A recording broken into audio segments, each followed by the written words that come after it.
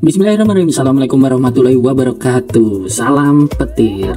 Apa kabar kawan-kawan pionir di seluruh dunia? Semoga kalian semua dalam keadaan sehat walafiat dan selalu berlimpah rezeki. Sudah lama tidak terdengar kabar dari Pi Network ya kawan, ataupun informasi resmi dari developer core team Pi Network. Dan baru-baru ini muncul update dari core team Pi Network terkait proses migrasi mainnet ataupun roadmap migrasi yang akan kita bahas bersama. Dan sebelum itu kita simak terlebih dahulu kawan, harga dari koin Pi Network setelah munculnya update terbaru dari core team Pi Network terkait roadmap migrasi. Harga Pi Network masih di sekitar titik terendah, sempat mengalami kenaikan dan sekarang masih dalam koreksi, dan nominal 1 Pi masih di 0,64 dolar. Dan untuk statistik bisa kita lihat kawan, kapitalisasi pasar di angka 4,4 miliar dolar. Sedangkan pasokan yang beredar meningkat di 6,9 miliar koin Pi. Pasokan beredar ini beriringan dengan proses migrasi ataupun pemindahan koin Pi yang dilakukan core team untuk para pionir penambang Pi Network.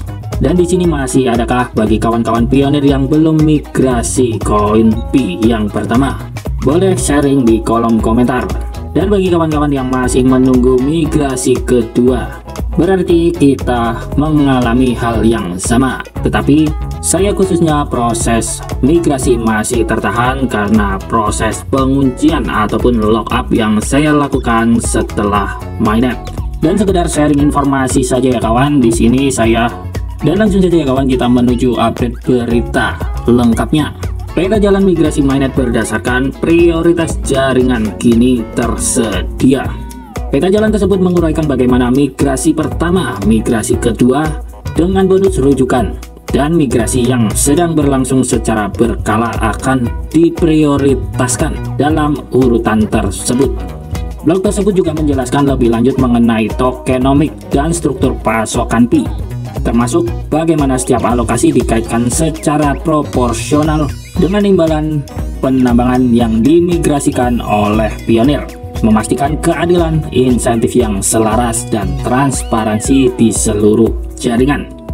Dan di sini tertera ya kawan, migrasi kedua dengan bonus rujukan. Apakah kawan-kawan penasaran berapakah bonus rujukan yang kawan-kawan dapatkan dari mengundang referral? Terutama kawan-kawan yang berhasil mengundang referral tetapi referralnya tidak aktif ataupun tidak menyelesaikan KYC. Dan langsung saja kita buka selengkapnya kawan. Dan di peta jalan migrasi mainnet ini kawan dijelaskan, hal pertama yang dibahas perlu diingat fakta-fakta berikut.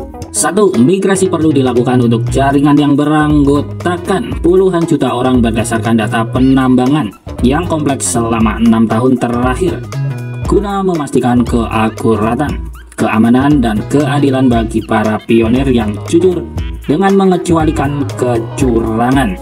Jelas ya kawan, harusnya tidak ada kecurangan pada poin pertama.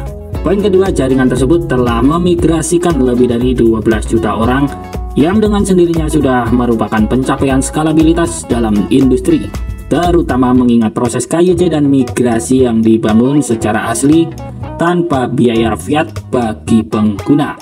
Dan fakta ketiga, ketika kondisi migrasi untuk menuju open network ditetapkan menjadi 10 juta, mencapai keseimbangan antara kebutuhan jaringan untuk bertransisi ke open network secara tepat waktu dan penyertaan jutaan pionir di mainnet. Dipahami dan diharapkan bahwa akan ada orang yang perlu bermigrasi setelah peluncuran open network. Dan berikut penjabaran terkait peta jalan migrasi mainnet dari blok Pi Network ini. 1. Menyelesaikan migrasi awal untuk pionir dalam antrean. Saat ini jaringan sedang menyelesaikan migrasi pertama untuk antrean pionir, termasuk imbalan penambangan dasar terverifikasi, imbalan lingkaran keamanan terverifikasi, imbalan penguncian, imbalan penggunaan aplikasi utilitas, dan imbalan node terkonfirmasi. Dan ini yang ditunggu-tunggu, migrasi kedua termasuk bonus rujukan. Setelah migrasi pertama dalam antrean saat ini selesai, migrasi kedua akan menjadi fokus. Migrasi kedua juga akan mencakup bonus perolehan rujukan yang diatribusikan kepada anggota tim rujukan yang lulus KYC. 3. Migrasi berkala yang berkelanjutan. Akhirnya jaringan Pi akan beralih ke migrasi berkala dan teratur, misalnya bulanan, tribulanan, dan lain-lain yang akan ditentukan kemudian, yang akan mencakup semua bonus dan hadiah. Dan migrasi berkala ini belum ada penjabaran resminya ya kawan. Jadi kebanyakan pionir masih di tahap migrasi pertama dan migrasi kedua yang mencakup bonus referral.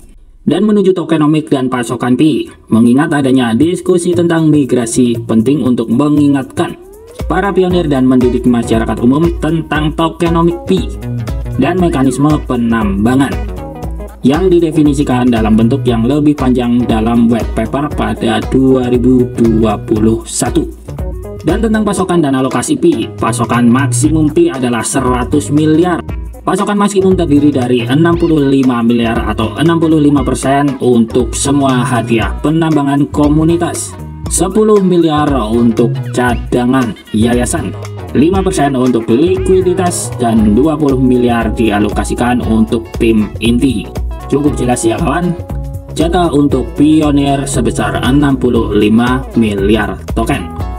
Seperti yang sudah terjadi apabila 65 miliar koin dari pionir dijual semua, jelas harga Pineapple pasti runtuh. Dan terkait total pasokan efektif Pi, total pasokan Pi saat ini memberikan proporsi yang sama dengan pasokan maksimum karena setiap alokasi melacak imbalan penambangan yang dimigrasikan dari komunitas. Pasokan total efektif dapat dihitung dengan membagi imbalan penambangan yang dimigrasikan Pi saat ini pada blockchain mainnet sebesar 65%. Alokasi lain dalam pasokan total efektif kemudian dapat dihitung berdasarkan proporsi yang sama dengan pasokan maksimum. Misalnya paling banyak 10% dari pasokan total efektif tersedia dalam cadangan, 5% dari pasokan total efektif tersedia untuk tujuan likuiditas, dan 20% dari pasokan total efektif tersedia untuk tim inti. Hal ini tetap berlaku meskipun faktanya semua token dicetak pada saat awal sebagaimana secara teknis disyaratkan oleh protokol blockchain.